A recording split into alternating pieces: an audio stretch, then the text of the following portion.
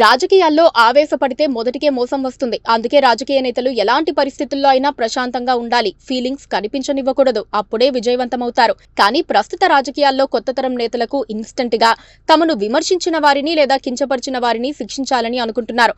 అలాంటి పరిస్థితులతో దాడులు జరుగుతున్నాయి. ఓ న్యూస్ ఛానల్ పై బీఆర్ఎస్ కార్యకర్తల దాడి ఘటనతో ఇలాంటి అభిప్రాయమే వినిపిస్తోంది. ఫోన్ ట్యాపింగ్ లాంటి అంశం బయటకు వచ్చినప్పుడు, రాజకీయ నేతలు బహిరంగంగా విమర్శలు చేస్తున్నప్పుడు మీడియాలో సహజంగానే ఊహాగానాలు ప్రసారమవుతూ ఉంటాయి. అలాంటి వాటిపై రెచ్చిపోయి దాడులు చేస్తే ఇంకా ఎక్కువ ప్రచారం జరుగుతుంది, కానీ తగ్గదు.